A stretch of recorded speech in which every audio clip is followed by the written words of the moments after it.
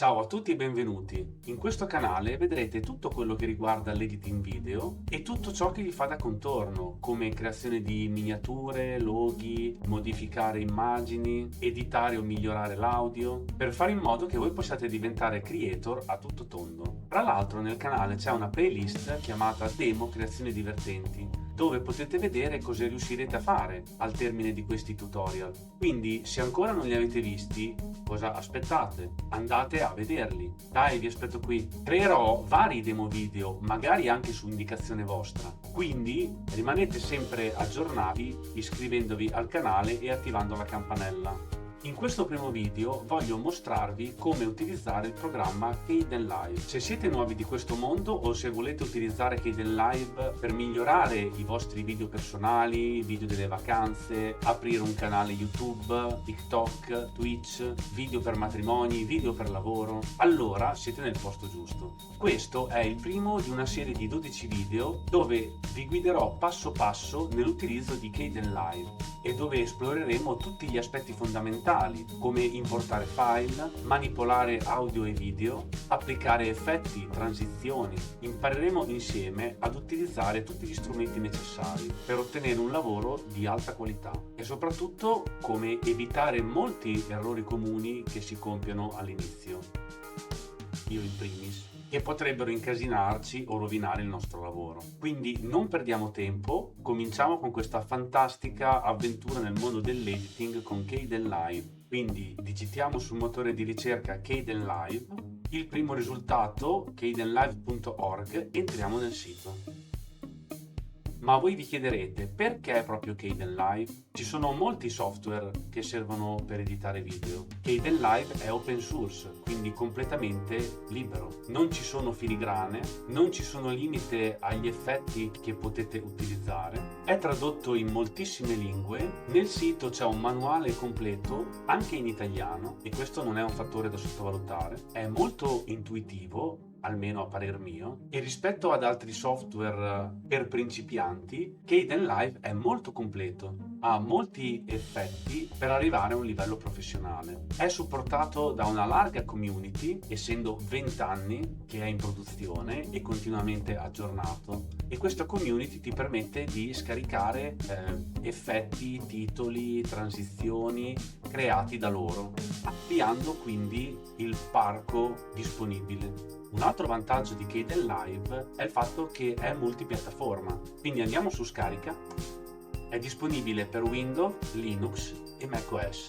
macOS con processori Intel, quindi non le ultime versioni con i processori Apple. Windows c'è in versione installabile standalone, quindi portable. Per Linux, come nel mio caso, c'è la versione AppImage, Flatpak e tramite il PPA, quindi per Ubuntu e derivate. Ma lo possiamo trovare sul software center di tantissime distribuzioni, direttamente cercando Kdenlive e installandolo con un clic. A questo punto scaricatelo, installatelo. Per Windows la versione installabile avanti fine. Io utilizzando Linux ho scelto AppImage perché sostanzialmente è una versione portable, è un unico file avviabile e mi permette di tenere tutte le versioni precedenti facendole partire semplicemente con un clic. Si sa mai per sicurezza. A questo punto, una volta scaricato ed installato, possiamo aprirlo. Eccoci qua. La prima cosa, non fatevi intimorire dall'interfaccia che potrebbe risultare complicata. In realtà andremo a vederlo passo passo e se mi seguirete capirete benissimo ogni sua funzione. Partiamo dal riquadro di sinistra. Questo è dedicato all'inserimento dei file nel progetto. Per creare il nostro video abbiamo bisogno di ciò che abbiamo registrato, oppure di video presi dalla rete da inserire come background, oppure di foto, immagini. Questi verranno importati qua dentro, ma di questo ne parliamo più approfonditamente nel secondo video. Andiamo a fare un esempio, importiamo un file. E come vedete qui c'è il nostro file video appena importato e il riquadro che si trova alla sua destra è la sua anteprima, quindi possiamo vederlo, correrlo e renderci conto di che cosa c'è in questo video. In basso ci sono varie tab. La prima, contenuto del progetto, è dove avremo tutti i nostri file. Poi abbiamo composizioni, dove ci sono tutte le transizioni che si metteranno tra una clip e l'altra, che vedremo più avanti. Effetti, questi sono tutti gli effetti che si possono applicare sia ad audio che a video. Proprietà della clip, qui vedremo tutto ciò che riguarda il nostro file, dal codec alla risoluzione, al campionamento audio, tutte le informazioni che riguardano il nostro file importato.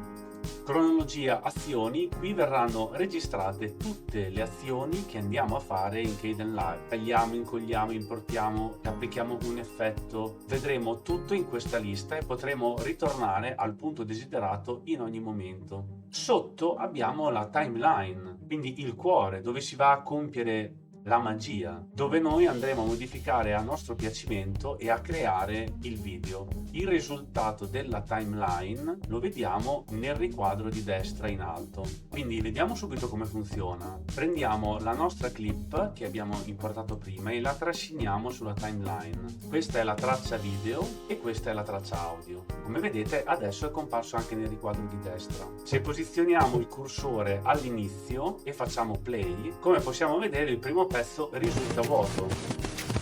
Quindi qua abbiamo la preview del file e qui abbiamo la preview del risultato finale della timeline. Sopra la timeline abbiamo il tempo, quindi dove io mi vado a posizionare col cursore del mouse. Come vedete mi dà l'indicazione temporale di dove io mi trovo in quel momento. Posso ovviamente farlo anche col cursore selezionato andando a posizionarmi millimetricamente. La scala temporale si può ridurre o aumentare. Qua in basso, in basso, in basso, qui sotto di me possiamo vedere come andiamo a ridurre o ad aumentare. Oppure a piacimento si può fare tenendo premuto il tasto CTRL e muovendo lo scroll, la rotellina del mouse. A fianco della timeline abbiamo un altro riquadro dove possiamo vedere il mixer audio, quindi per gestire le varie tracce audio che ci sono, e dove avremo tutti i settaggi dei vari effetti che andremo ad impostare sulle clip. Vediamolo subito, andiamo su questa clip. Andiamo ad aggiungere l'effetto trasforma, selezioniamo la clip e come vediamo compaiono le impostazioni per andare a settare l'effetto trasforma. Oppure abbiamo la possibilità di andare a modificare il tempo.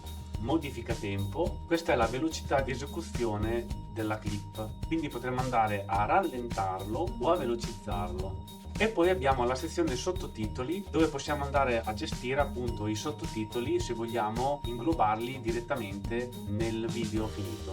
Nella barra degli strumenti dove abbiamo prima visto l'indicazione del tempo ci sono tutti gli strumenti più comuni che utilizzeremo più di frequente per andare ad editare i nostri filmati. Ma anche su questo ci sarà un video specifico più avanti, quindi rimanete sempre aggiornati. La timeline è formata da varie tracce, in questo caso 2 per il video e 2 per l'audio, ma possiamo averne anche molti di più. Per questo motivo dal centro, se vi posizionate su questa riga, vedete che il cursore del mouse cambia, possiamo andare a spostare.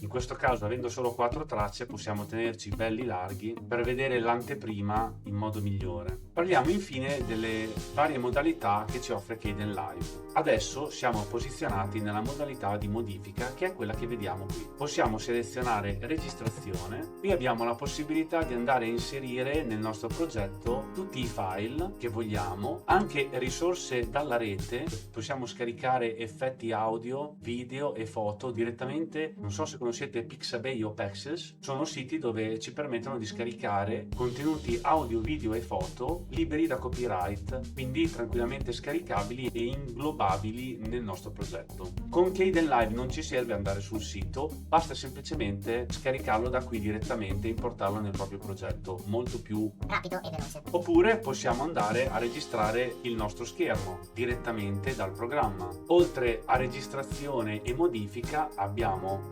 audio e questa è una sezione dedicata interamente, come dice il nome stesso, alla manipolazione dell'audio. idem per colore, ogni filmato che si rispetta merita una buona color correction, ed effetti. Effetti non è altro che, come la modalità che abbiamo visto prima, modifica, rimpaginata diversamente. Quindi non abbiamo più gli effetti nel riquadro in basso a destra, ma ce li abbiamo al posto della visualizzazione dell'anteprima dei nostri file che abbiamo perso. I nostri file si trovano qua, però non abbiamo più la possibilità di vederli, e la pila di effetti e transizioni si trovano qui. Diciamo che tutto si riesce comunque a fare anche semplicemente in modalità modifica. Bene, per questo primo video è tutto. Nel prossimo entreremo più nello specifico nel vedere come si importano tutti i file nel nostro progetto. Se avete qualsiasi dubbio in merito a questo video, volete qualche chiarimento, avete qualche critica che è sempre costruttiva e ben accetta, scrivetelo sotto nei commenti, rispondo a tutti. Vi ringrazio molto, se il video vi è piaciuto mettete un like e arrivederci.